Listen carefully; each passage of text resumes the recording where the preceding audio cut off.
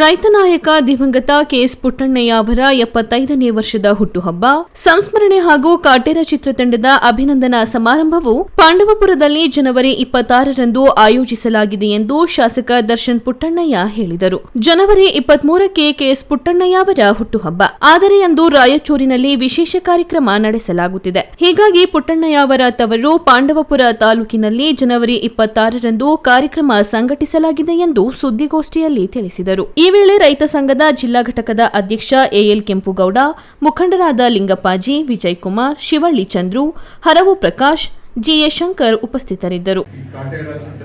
ಚಿತ್ರದಲ್ಲಿ ದರ್ಶನ್ ಅವರು ಮತ್ತೆ ಎಲ್ಲ ತಂಡದವರು, ಡೈರೆಕ್ಟರ್ ಆಗಿರ್ಬೋದು, ಪ್ರೊಡ್ಯೂಸರ್ ಆಗಿರ್ಬೋದು, ಈ ಒಂದು ಸಿನಿಮಾದಲ್ಲಿ ಯಾವ ತರ ಹಿಂದೆ ಭೂ ಸುಧಾರಣೆ ಕಾಯ್ದೆ ಎಷ್ಟು ಟ್ರಾನ್ಸ್ಫಾರ್ಮೇಟಿವ್ ಆಗಿತ್ತು ಅಂದ್ರೆ ಆಗಿನ ಕಾಲಕ್ಕೆ ಆ ಕಾಯ್ದೆ ಎಷ್ಟು ದೊಡ್ಡ ಮಟ್ಟದಲ್ಲಿ ರೈತ ಸಮಸ್ಯೆಗೆ ಸ್ಪಂದಿಸಿ ಸರ್ಕಾರದವರು ಈ ಕಾಯ್ದೆನ ತಂದಿದ್ರು.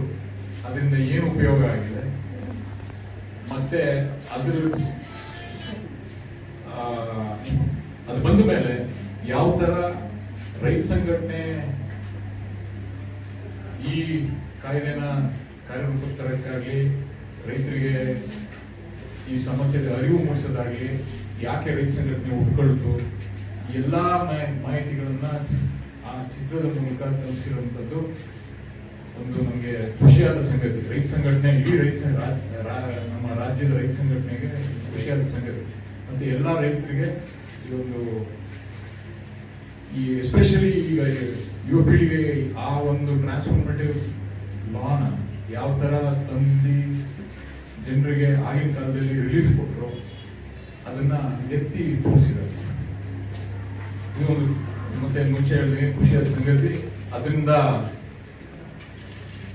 ಈಗಿನ ಕಾಲದಲ್ಲಿ